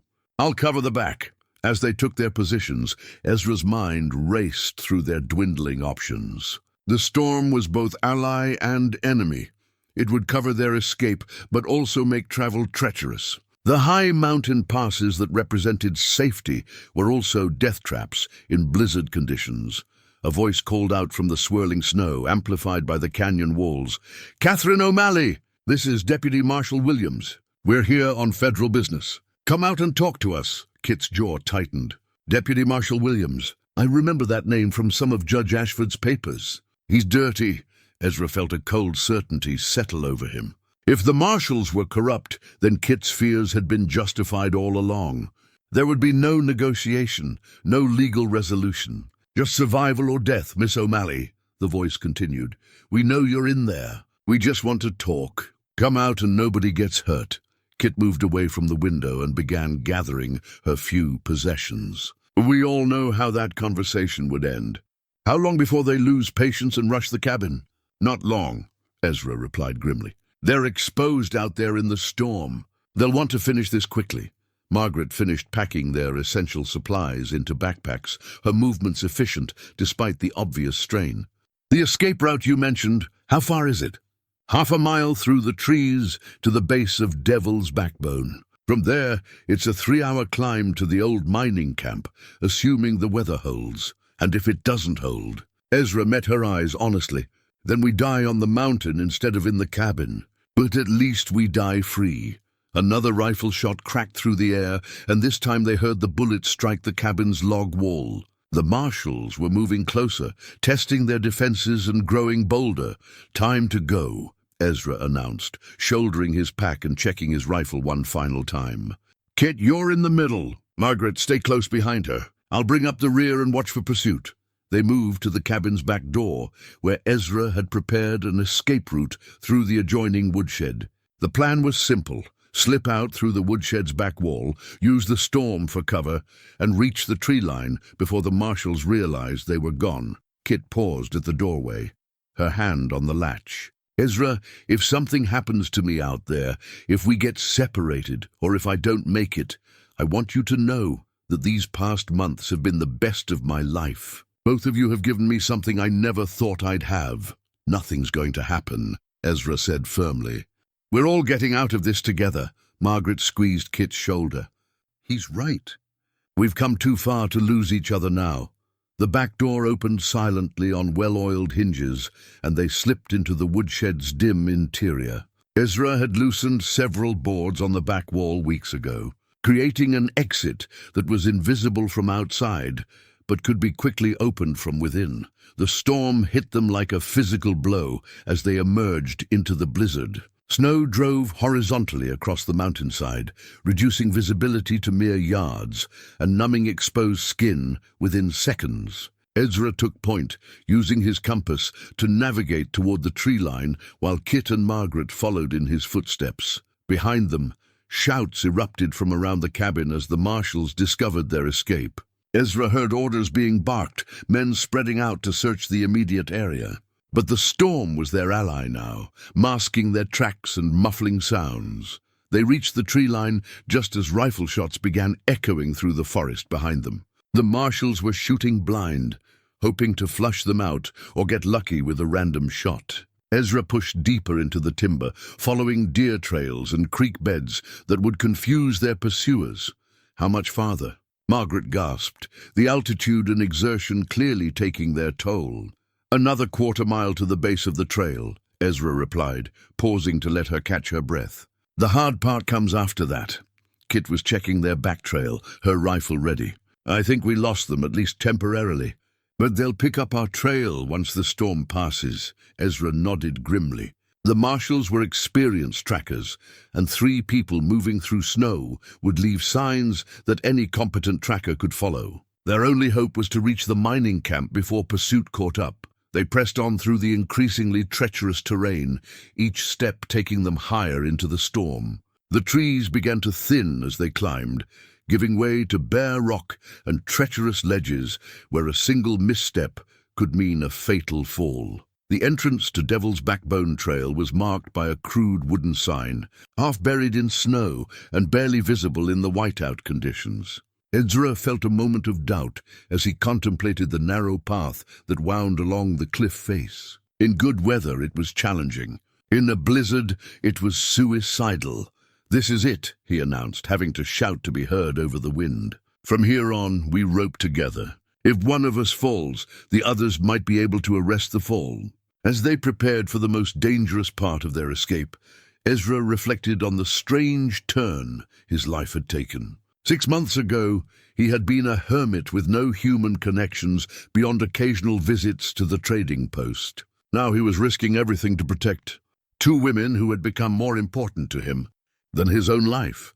Margaret was tying the safety rope around her waist with the methodical precision that had made her such a valuable addition to their group.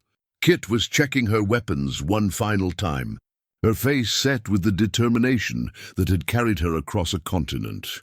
Whatever happens up there, Ezra said, gesturing toward the invisible trail that disappeared into the storm. "I want you both to know that you've given my life meaning again. For the first time since Samuel died, I have something worth fighting for." Kit smiled through the driving snow. "Then let's make sure we all survive to appreciate it." As they began the treacherous climb up Devil's Backbone, Ezra felt the weight of the compass in his pocket, a tangible link to his father's wisdom and his own military training. The storm was worsening, their pursuers were determined, and the trail ahead was fraught with mortal danger, but they were together, and they were free. For now, that was enough. The mountain would test them in ways they couldn't imagine. But they would face those tests as they had faced everything else, as a family bound by choice rather than blood, united by love and tempered by shared adversity. Behind them, the sound of pursuit was swallowed by the storm. Ahead lay the unknown, fraught with danger but also with the possibility of redemption. The compass needle pointed true north, towards safety and toward hope. The abandoned silver mine clung to the mountainside like a wound in the rock, its entrance partially collapsed, but still providing shelter from the howling blizzard. Ezra's brother Samuel had died in a mine much like this one, and the irony wasn't lost on him as he led Kit and Margaret into the dark tunnel that might save their lives. Samuel's mining tools still lay scattered where Ezra had left them 15 years ago, picks, shovels, and iron bars that had been too painful to retrieve after the avalanche. Now as he gathered them to create defensive positions, Ezra felt his brother's presence like a blessing. Samuel had always been the optimist, the one who believed things would work out for the best. "How deep does this go?" Kit asked, her voice echoing strangely in the narrow space. "About 50 yards to the main chamber," Ezra replied, arranging loose rocks into a makeshift barricade near the entrance. "There's a water seepage that never freezes, and the back tunnel connects to an old ventilation shaft. Multiple ways in and out, if we need them." Margaret was examining the mining equipment with professional interest. "These tools are in remarkable condition for their age."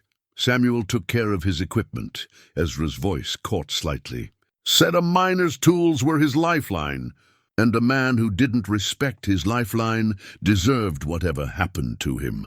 The storm had covered their tracks for most of the ascent up Devil's Backbone. But Ezra knew their pursuers wouldn't give up easily.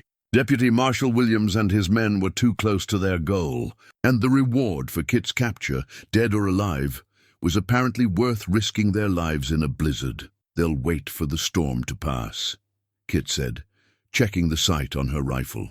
"But once it does, they'll come up that trail." "How defensible is this position?" Ezra pointed to the mine entrance.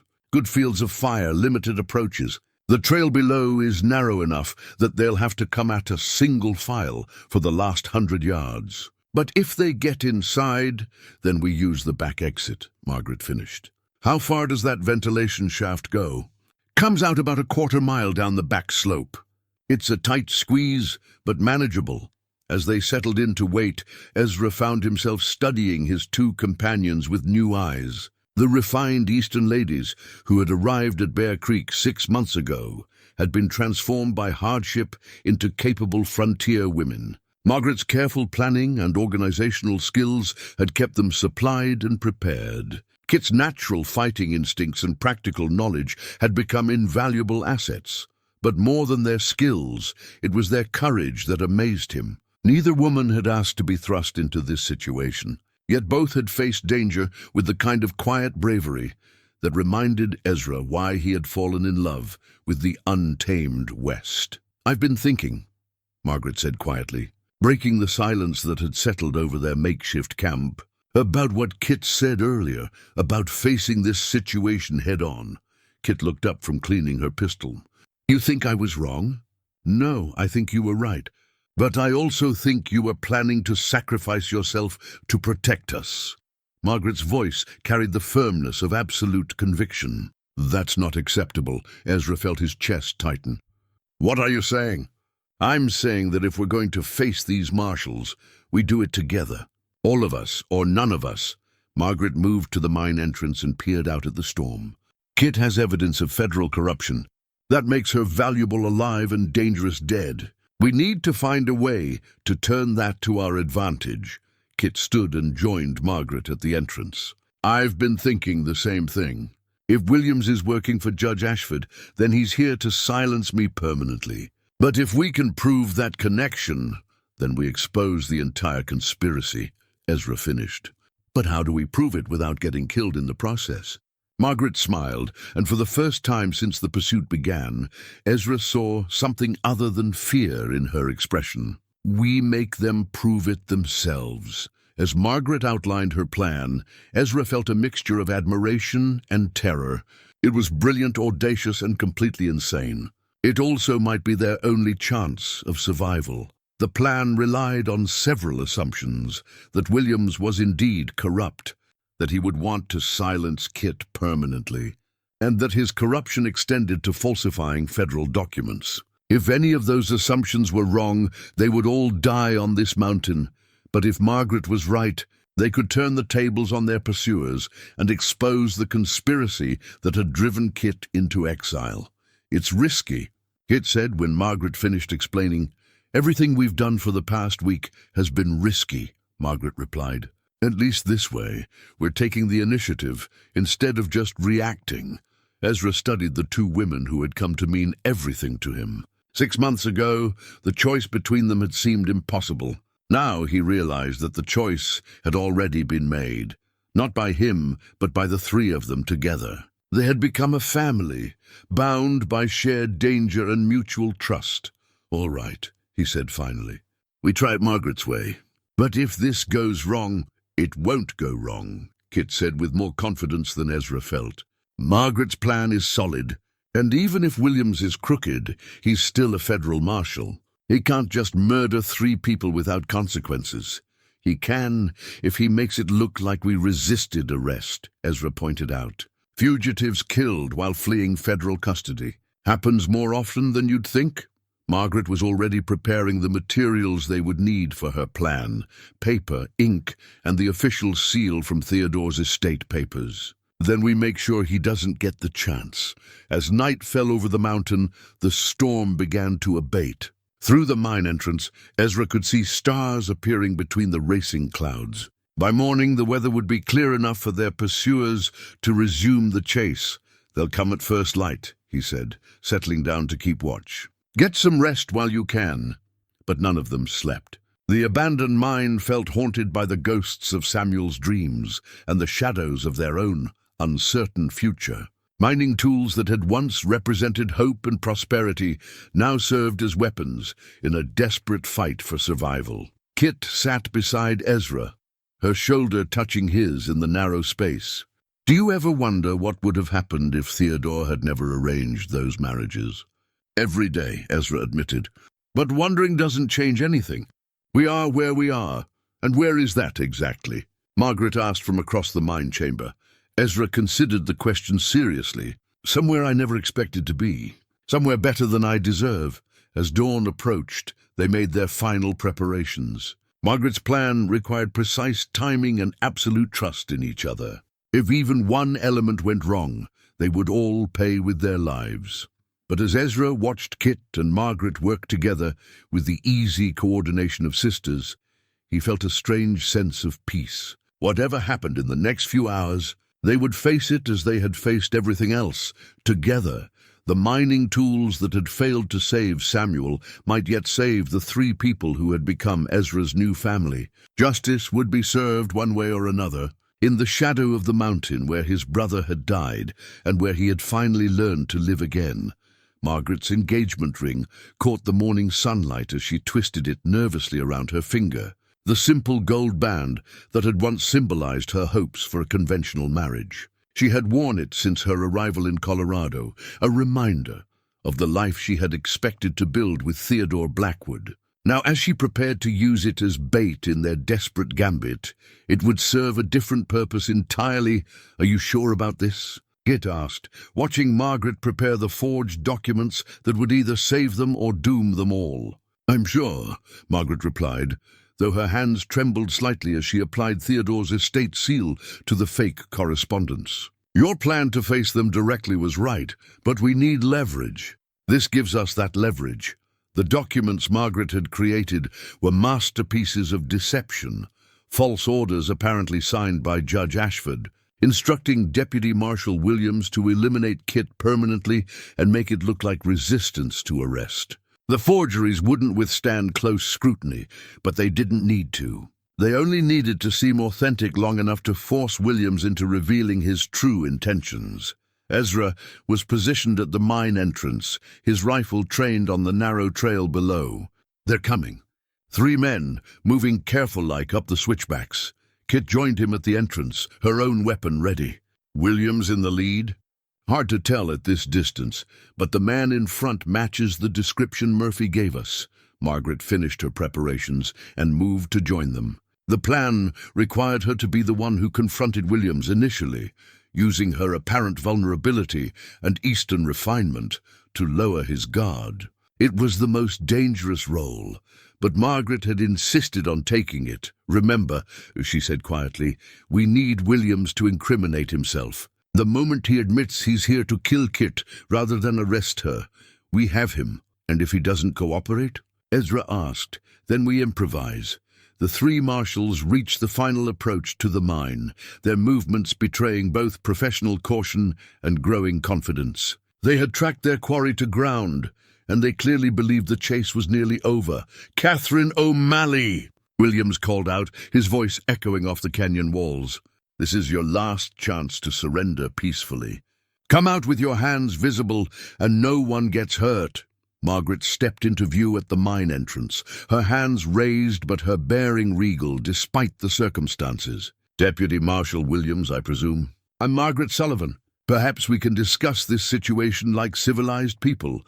Williams was a tall man, with prematurely grey hair and the kind of hard eyes that came from years of violent work. His companions flanked him, their rifles ready, but not immediately threatening. "Miss Sullivan, you need to step aside," Williams said with false courtesy. "We're here for Catherine O'Malley on federal charges." "This doesn't concern you?" "I'm afraid it does concern me," Margaret replied, producing the forged documents from her coat. "You see, I've been in correspondence with Judge Ashford in Philadelphia. He's been quite explicit about what he expects you to accomplish here." William's face went pale as Margaret handed him the papers. Ezra watched through his rifle scope as the marshal read the fabricated orders, his expression shifting from confusion to alarm to barely contained rage. "Where did you get these?" Williams demanded. "From Judge Ashford's private correspondence," Margaret lied smoothly. "He wanted to ensure there were no misunderstandings about Miss O'Malley's fate. A material witness who dies resisting arrest can't testify, after all." Williams looked around nervously, clearly calculating whether Margaret's claims were true. The documents were convincing enough to worry him, especially if he was indeed working for Ashford, as they suspected. "You've made a serious mistake, Miss Sullivan," Williams said finally. "These documents are what?" Kit interrupted, stepping into view with her rifle trained on Williams. "Forged, just like your federal marshal credentials?" Williams's hand moved toward his pistol, but froze when Ezra's voice called out from the rocks above. "I wouldn't do that if I were you, Marshal. You're covered from 3 different angles." The standoff stretched taut as Williams weighed his options. His 2 companions were looking increasingly uncomfortable, their eyes darting between their leader and the 3 people who had turned the tables on them.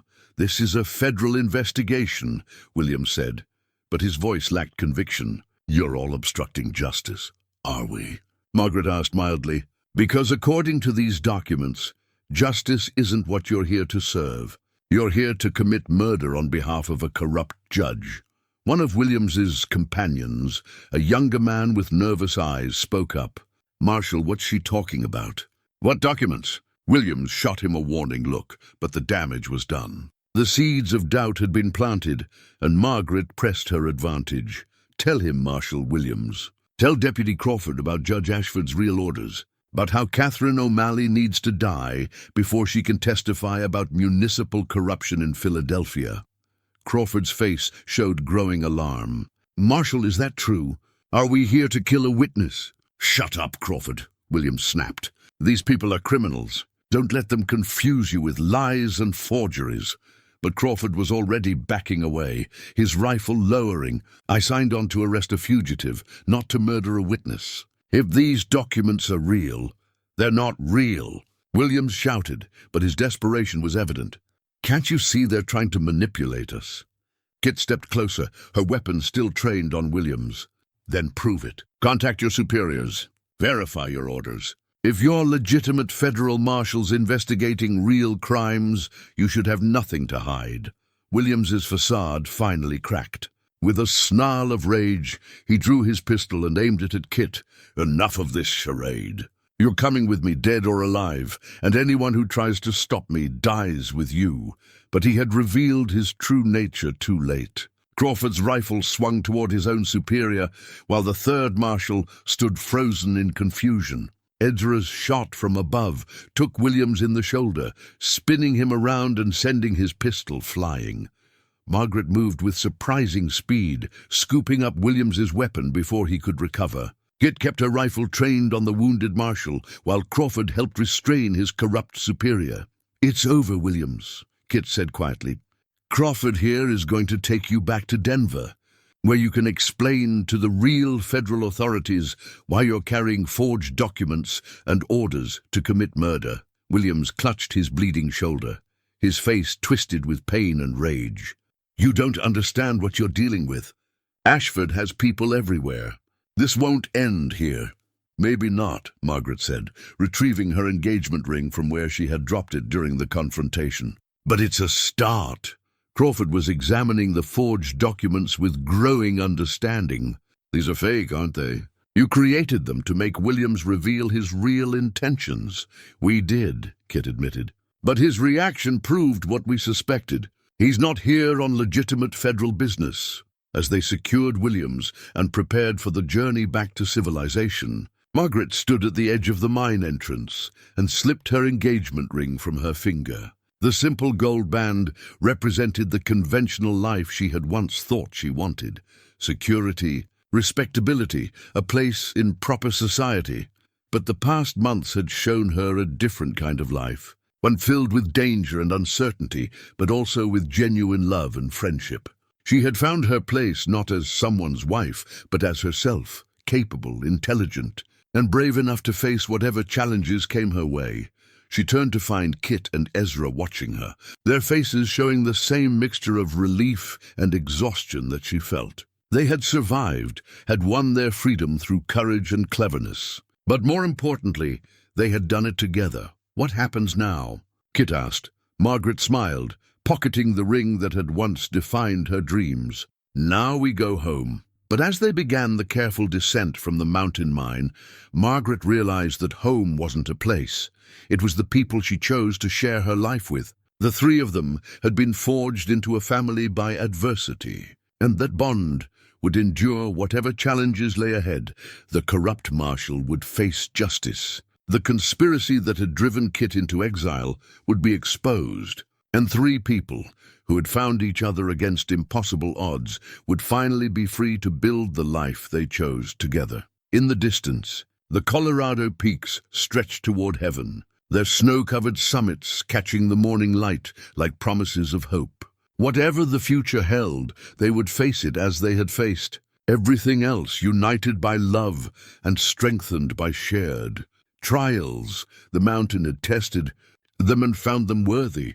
The new wedding bands gleamed like captured sunlight as the blacksmith in Bear Creek put the finishing touches on the simple gold rings. Unlike the elaborate engagement ring Margaret had once worn, these bands were functional rather than ornamental, sturdy enough to withstand the daily wear of frontier life. Beautiful in their honest simplicity, spring had arrived in the Colorado mountains with its usual dramatic flourish. Melting snow, swelling the creeks, and painting the meadows with wildflowers. 6 months had passed since the confrontation at the mine. 6 months of testimony, trials, and gradual healing. The corruption scandal in Philadelphia had reached all the way to the federal courts, with Judge Ashford and his associates finally facing justice for their crimes. Kit stood at the cabin window, watching Ezra work in the expanded garden they had planted together. The cabin itself had grown over the winter, with 2 additional rooms and a proper kitchen that could accommodate their unconventional household. It was still rustic by Eastern standards, but it was home in a way that no mansion could ever be. Margaret emerged from the kitchen, wiping flour from her hands with the satisfied expression of someone who had mastered a difficult skill. Her transformation from helpless Eastern lady to capable frontier woman had been gradual but complete. She could now bake bread that earned praise from Murphy's wife, preserve meat for the winter, and handle a rifle with competence, if not expertise. "The cake is finally finished," Margaret announced. 3 layers like you requested, though I still think it's excessive for a mountain wedding." Kit laughed, the sound bright and joyful in the morning air. "Nothing is excessive for this wedding. We've earned the right to celebrate. The wedding would be small, just Murphy and his wife, a few neighboring settlers, and the itinerant preacher who made his rounds through the high country every few months. But it would be perfect precisely because it was theirs, chosen rather than arranged, born from love rather than legal obligation." Margaret joined Kit at the window, both women watching Ezra tend the vegetables with the same patient care he brought to everything in his life. "Are you nervous?" Margaret asked quietly. "Terrified," Kit admitted, "but in a good way, like standing at the edge of a cliff and knowing you're about to fly." Their relationship had evolved into something none of them could have anticipated when they first met at the trading post. Kit would marry Ezra, as they had all known she would, from the moment they saw them together. But Margaret wasn't being cast aside or forgotten. She had become Kit's sister in all but blood, Ezra's closest friend and confidant, and an integral part of their mountain family. The legal resolution of Kit's situation had cleared the way for this happiness. Deputy Marshal Crawford had proven to be an honest lawman who ensured that Kit's testimony reached the right people in Washington. Judge Ashford's network of corruption had crumbled under federal investigation, and Kit was no longer a fugitive but a protected witness whose courage had helped expose serious crimes. Margaret had played her own crucial role in the legal proceedings, her education and attention to detail helping to organize evidence and testimony. The skills that had seemed useless in the wilderness had proven invaluable in courtrooms and government offices. "I have something for you," Margaret said, reaching into her pocket. She pulled out a small velvet box and handed it to Kit, a wedding gift. Inside the box was Margaret's engagement ring, the one she had worn since arriving in Colorado. But it had been altered, the single stone replaced with 2 smaller gems, one emerald and one sapphire set side by side in the gold band. "Margaret," Kit whispered, "I can't take this." "You're not taking it," Margaret replied. "You're accepting it. The emerald is for your eyes, the sapphire is for mine. It's a symbol of sisterhood, of the bond we've built together."